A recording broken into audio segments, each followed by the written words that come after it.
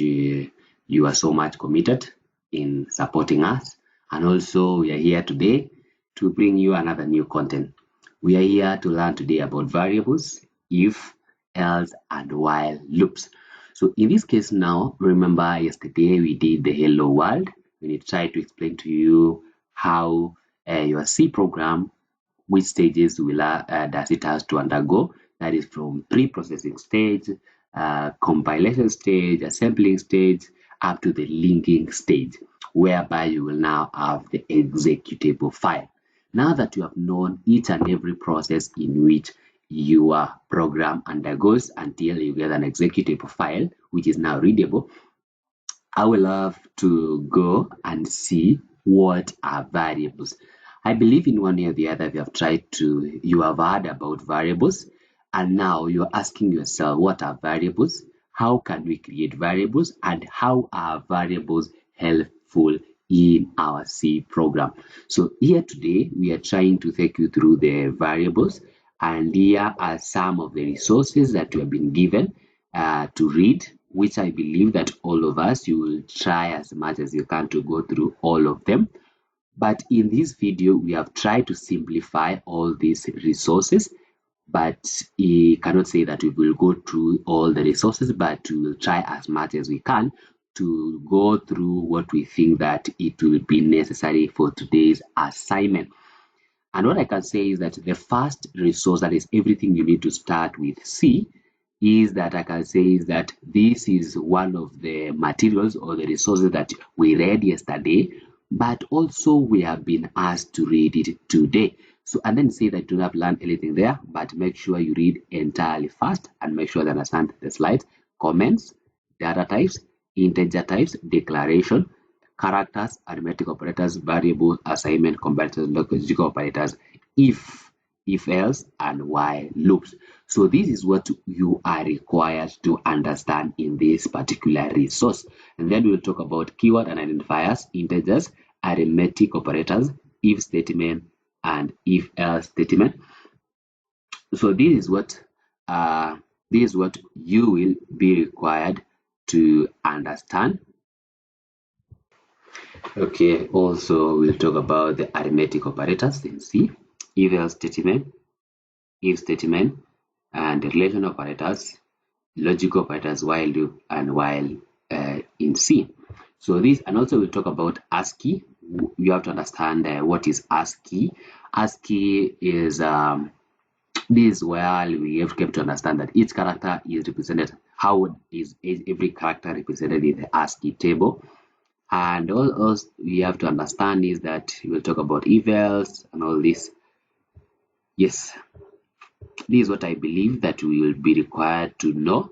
Let me try as much as I can to ensure that all these are okay. So let me talk about this. Let me open this material.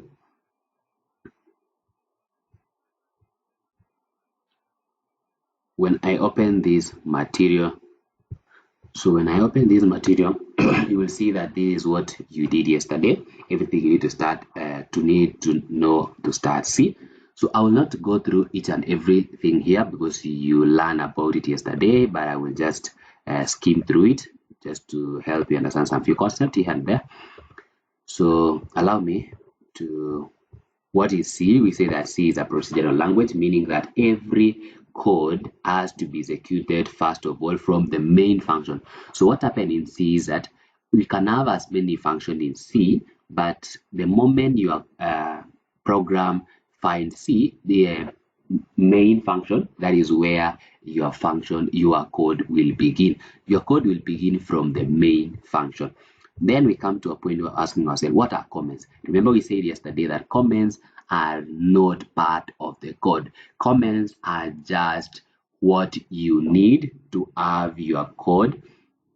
Okay, comments is what you need in order for you to be able to understand how the code works. Remember, we still have what we created yesterday, the hello world.c. Allow me to open this hello world.c so that we'll be able to see what I'm talking about. Comment hello world.c. So in this particular code, you will understand that we have include main entry point. That is main. We are just trying to describe that the main function is the entry point of our code. And then we have int main void. So this is the main function, and this is where our code begins. And then you notice that there is these lines here, and this is what we refer it as comments. So comments are part of the what enhance the readability of our code. And if in case that you are to give someone your code, if you are to share your code with someone, will those kind of individual be able to understand what your code means?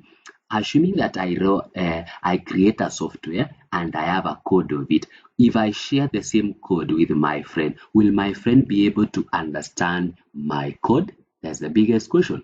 If not, then it means that there is no good readability of my code. And also, if I create my own software and then I come back the next day trying to understand what I created the previous day and I cannot understand, then it means that I missed something somewhere. So comments are not part of they are not executed, but they help you to understand your code and ensure that what were you trying to do in each and every part of your code. I believe now you understand what comments are. There's a different way you can write comments. In C, there is different ways you can write comment. For example, you can see you can have comments as this one as what you call the multi-line comments. At the same time, you can write another different comment, which here we might not. Yes, let me just show you. Let me show you one.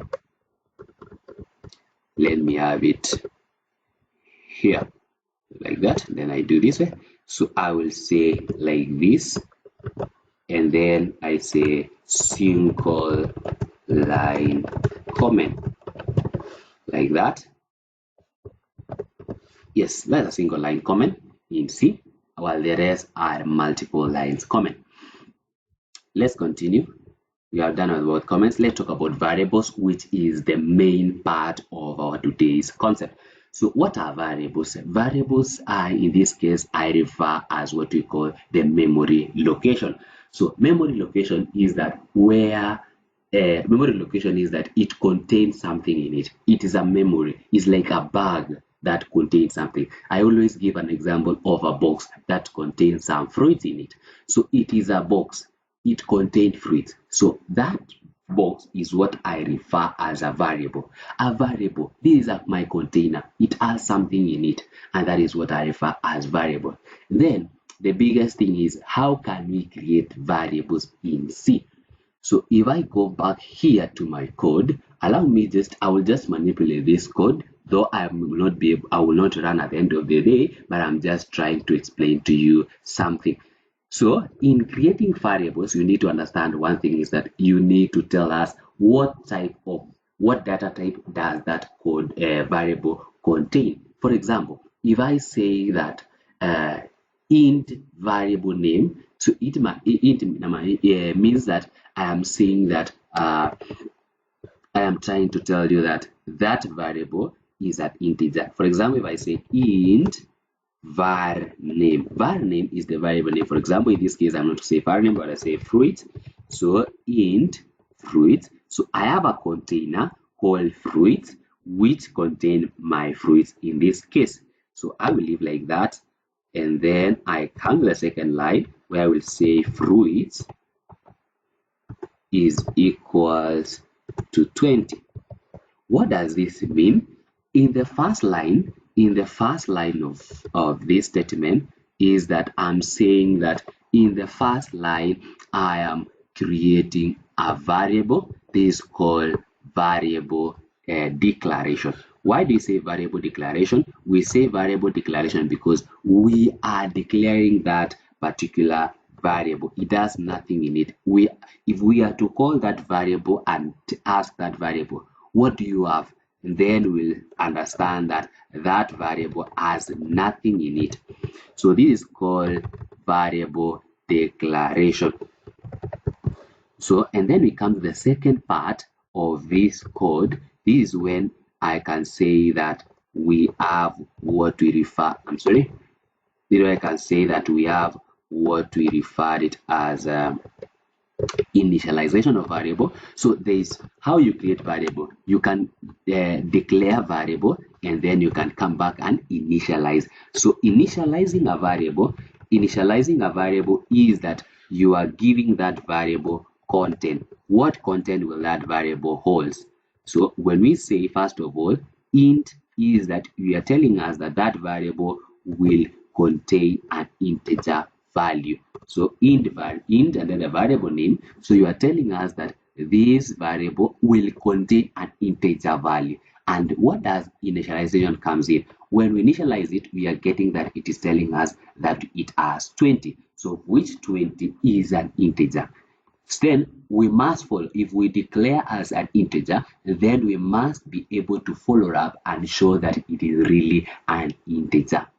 I believe up to that point we are able to understand how we declare a variable. So this is variable declaration. Yes, we say that I have a variable called fruit which contain integer values. That is declaration. Let's come to the second point. I have fruit and then it contains 20, which means that this fruit, variable called fruit, it contains a number called 20, which in this case it is 20 fruits.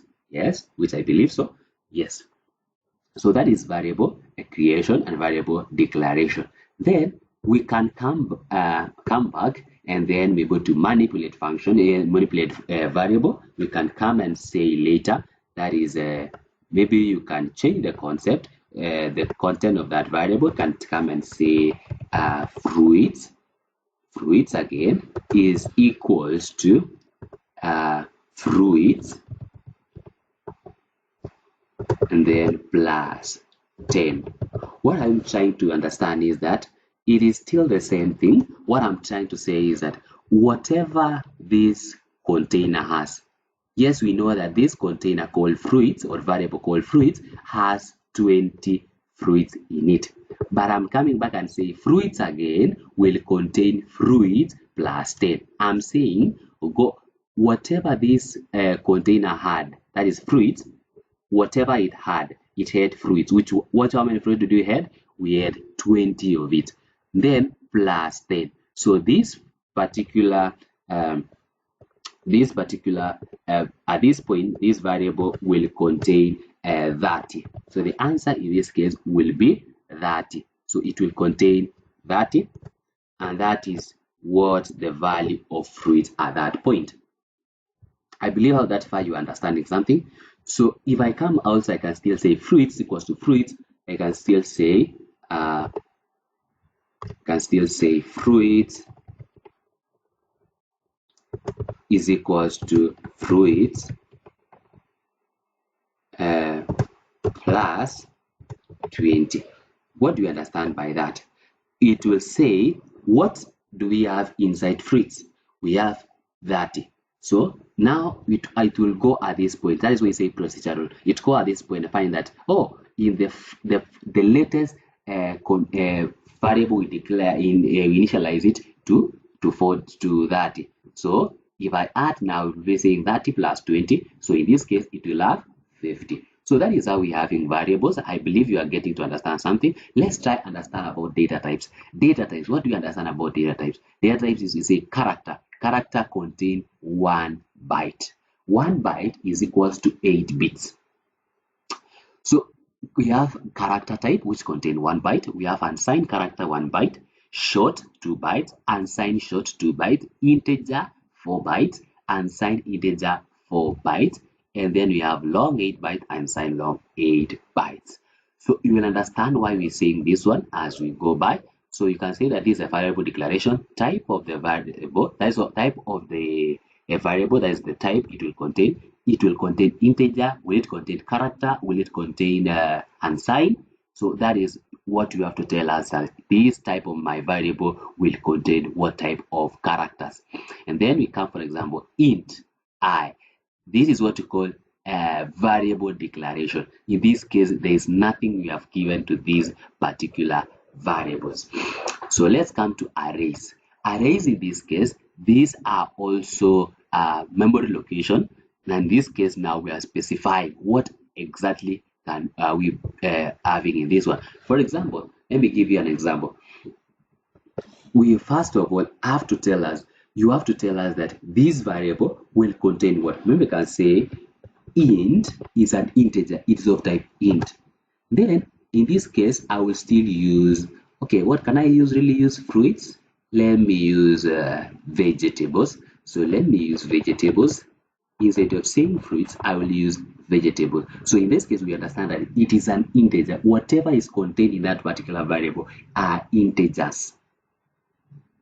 Yes, whatever is contained there is integers.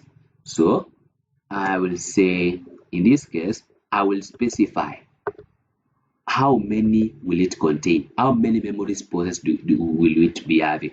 We will have, let's say, 10 spaces in that particular variables will contain 10 spaces.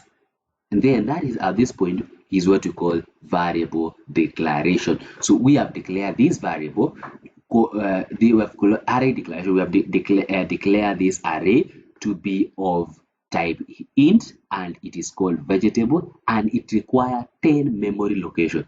I only require 10 spaces. If it's to assign seats, if assuming that I'm assigning seats, for example, is an event, I need only 10 seats, yes, of people. So you can see that from this example, int array 32. So it requires only 32 memory location. Then int my array, and then you say 8 and 16. So the different way. So I will not go all through this. Allow me to jump up to functions.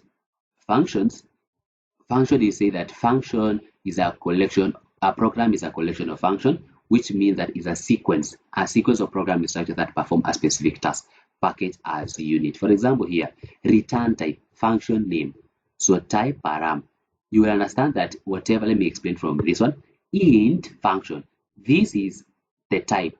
This function will be able to help us execute and return to us an integer value. So int func, this one is the function name. We call func is the function name. This function will be called the func function. And then what is inside these parameters, brackets, is what we call the parameters or arguments. So we have int a, it will contain a value, a variable called a. It contains a variable called, in this function again, it will contain a variable called int a.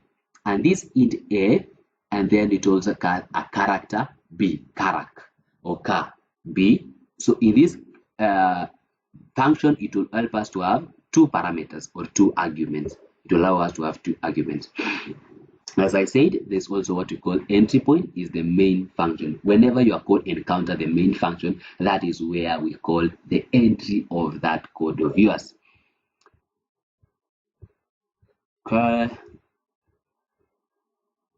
Yes, we have int. This is int. These are variable declarations. So this is int. Remember, this is a variable name called mul, and it is of type int. We have a variable called sum, and it's of type int. We have a variable called result, and it's of type int. Then we say mul is equals to a plus b. That is the sum. So it means that this variable, this one, will contain a multiplied by b. For example, I can say, I can have it as int mul, that is multiplication in that form, and then we can have int sum, we can have int result, like that. So this is what we have. This is what we are having, guys. Int result. So it will contain the sum of all this. So if I say that is declaration now, let's come to initialization. Where there's a mul is equals to now the sum of the two, that is a plus b. In this case, you say a plus b, but we don't know what is a and b. So if we come here up here and say a is equals to 2, while I'm sorry, this is initialization, yet I have not declared. So I will just say int a is equals to 2, And then, okay, this one is automatically I've declared and I've initialized it at the same time. So we can do that, it's possible. Then I'll say int b, and then is equals to 3, like that. So I have declared it and I've initialized it. So when I come to this other one like this and say mul a plus b, is mean that I'm okay, not a plus b, it's multiplication. So int a multiplied by b. So that one, what will be contained in a variable called mul is the multiplication of a and b, which is 6. So this mul variable will contain 6. Then we end like that.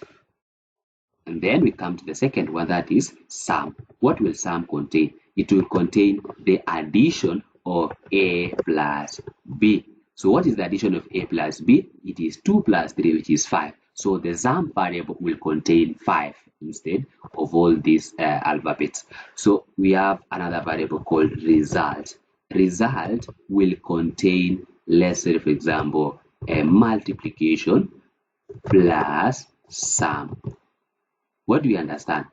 What we have here, what will be contained in a variable called mul, and what will contain a variable called sum will be stored. The sum of the addition of both of them will be contained in result. So if the answer of this mul variable is 6 and the answer to this one is 5, so it will be 6 plus 5. So the result variable will hold 11. I believe of this far we are able to understand how variable works.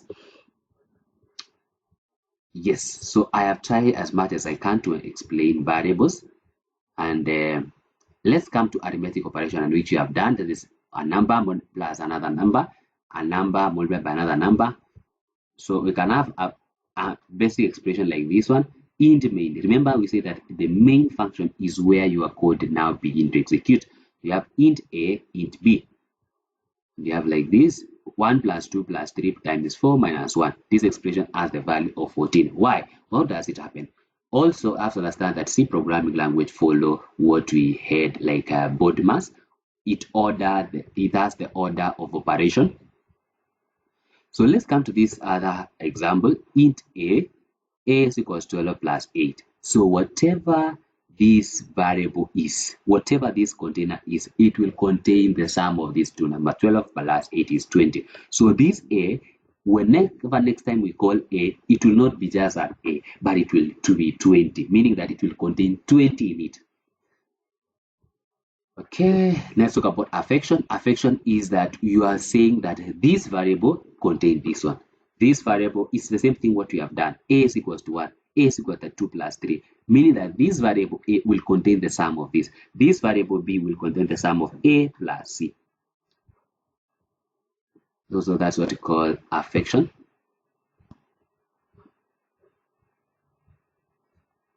Let me go up to comparison. Comparison is you are having now variables and then you are trying to compare. Is A and B the same? Is A and B the same? Is A and C the same? Here, I have these variables of mine. Then I need to understand. What I say is that I will just say, here I will say A is equals to B. A is equals to B. Is it true? So what will return as my answer is false. So that's what we call the Boolean. Able to compare. Is A and B equal? And then say, no, it is not equal. So it will return to me false. If I ask my compiler, print for me A is equals to B. So what will it print to me? It will print for me false. Why? You're able to execute and try to compare the two variables A and B. Are they the same? Do they contain the same value? And then it says no, it does not contain the same value. So it will return to me a false. Yes, so we have comparison statement. We have A plus B is greater than D. Is that true? A we have not been given, so we don't know. So this is what we are less than. We are trying to comparison is we have less than to check if it's less than, less or equal, equals to, greater than, greater, different than, meaning that not equal. Then we come to logical operators, and, or not, get. So this one, we talk about or. Or get is that trying to tell us that it's either one point is true or the other is or the other one. So it's either one of them is true. For example, if I say that it's either I say it's either A is greater than B, or in this case I will write or like this, or A is equals to B. So it's either, if A is greater than B, fine.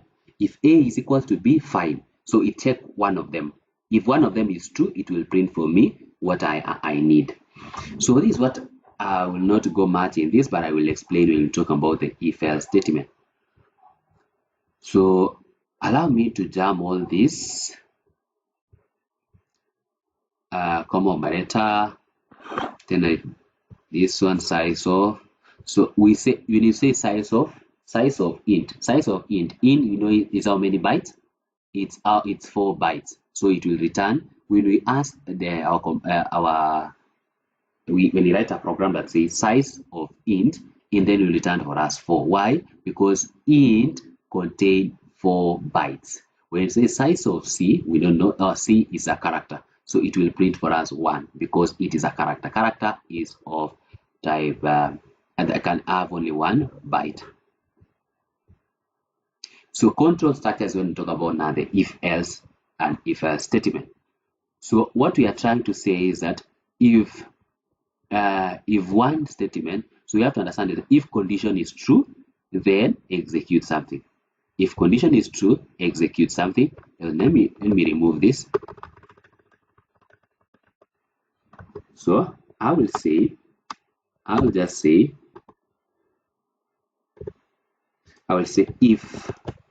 if A is greater than B, so it checked. Remember, this is the comparison operator. If A is greater than B, what does it do? If A is greater than B, you open that bracket and tell us that print for us. You have to print and say A is greater than B. If that is true, so it will only print for us that A is greater than B if it finds that it is true that A is greater than B. Else, it will not print anything. So that is called it's checking the expression. It's able to tell us that is this particular statement true. If it's true, A is greater than B, then it print for us A is greater than B. Then what about if we don't have that one? If we get something different, for example, we have our A is 2, and then we have our B is 3. Now that if that is the case, now how will it be? We have our A is 2 and B is 3. So how will this one print? What will be printed here? We know that nothing in this case will be printed. So we need to specify. So in this point, we are making our code to make its own decision. So in this case, we can say now else.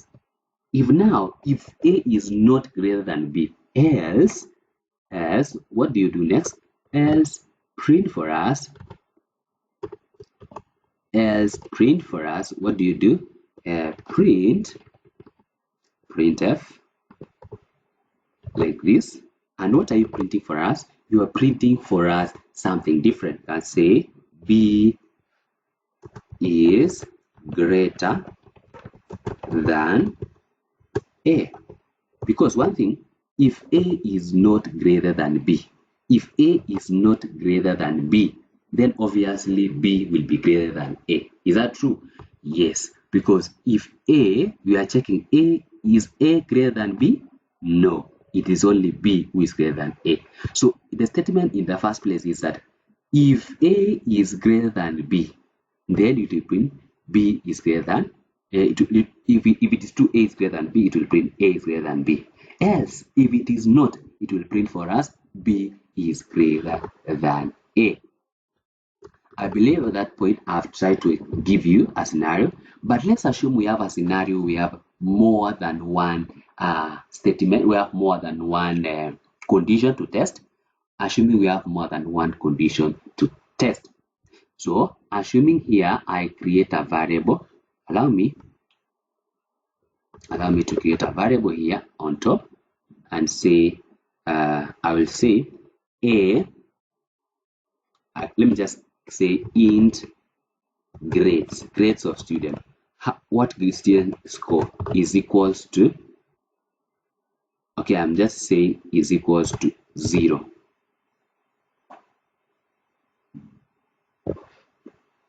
And then in this point I will have, okay, let me say int 0, and then I will check.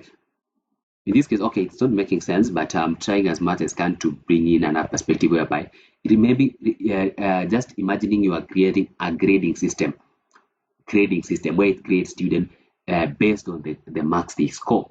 So I will use this one and say, I will come here and say if my grades, if whatever student score, in this case grades, which is marks, if grades is greater than 70, let me say it's greater than 70, and then this student, I will say that this student, the grade will be printed out is print f like this, and then print for us a. So this student score an A like that. Then I close that one like that, and then I say else if. Okay, now this another thing comes in, if it's more than one condition. So it's not a condition, so say else if. It is not only else, I'm saying else if.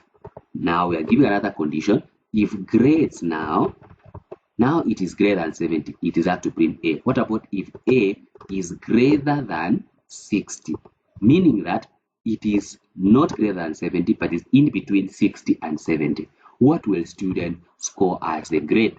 Then we'll say print f, and what are we printing? We are saying print the grade of student to be B. So this student has not scored an A, but he or she scored a B, because the grade is between 60 and 70.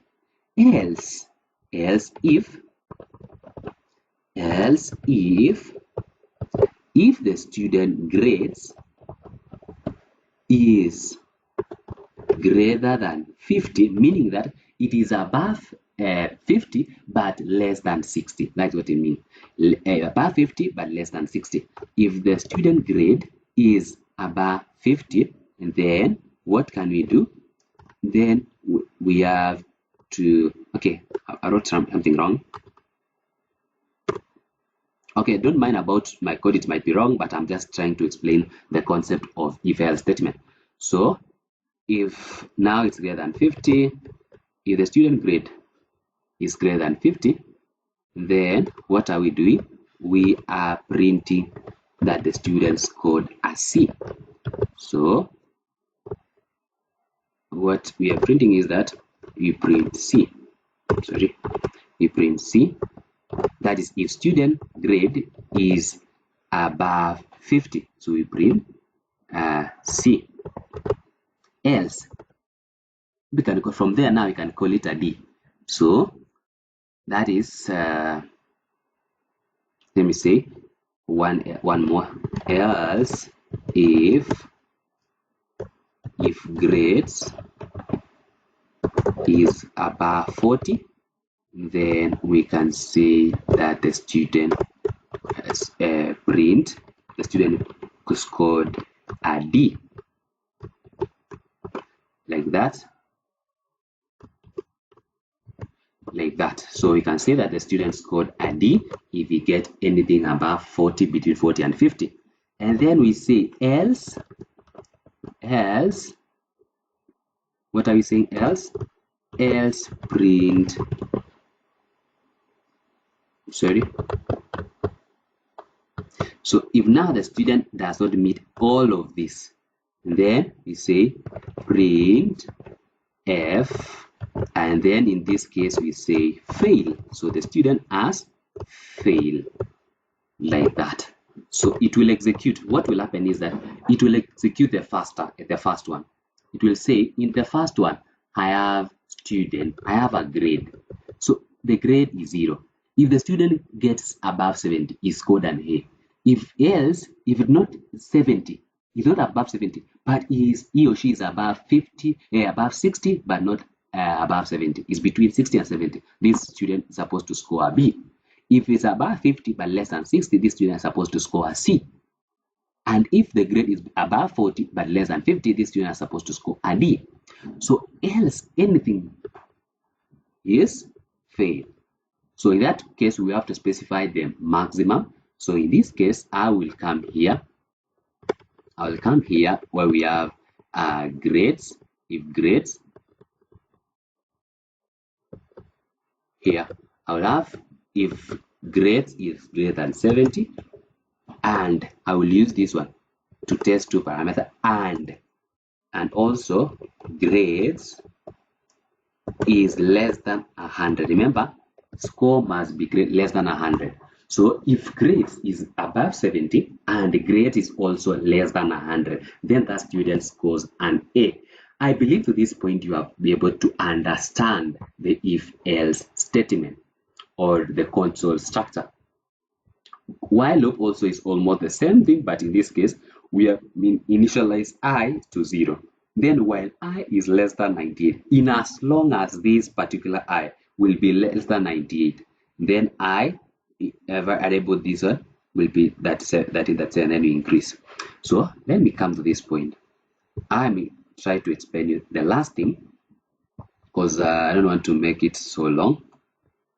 So we are saying that if we are having, for example, grade. Okay, let me say, let's assume that we have a function, we are getting what is counting to help us count numbers. If I say number, that is, I have to create a variable called int num or number. I call it, that's my variable name, int number, like that. And then I give the value of my number to be 0, like that. And then I will come and say while, meaning in as much as that particular number, while num is less than, maybe for example 10, like that, then what will happen? In as much as is less than 10, then I will have to say num is equals to num plus 1. So it will, in as much as I will say that one, I will say in as much as less than 10, I will say num is equals to num plus 1. Okay, no, let me not do this way. Let me call it int result, so that I will use the result. So that I will use result in this case. I will come here, and instead of saying num, I will just come and say my result. I want to sum the sum of numbers between 1 to 10. So I will say my result will be num plus 1. Num plus 1, no, it will be result plus 1. Like this, whatever we have in that result. So result we have already, we have 0. So it doesn't have anything. So let me initialize it at the top here and say that it has 0. So that we know that that is a starting point. So it will say while number is less than 10, then result is equal to result plus 1, meaning that whatever result that is 0 plus 1. Then how do you do that? Then we say num, and then we plus like that. Then do that way, and then we come to the end.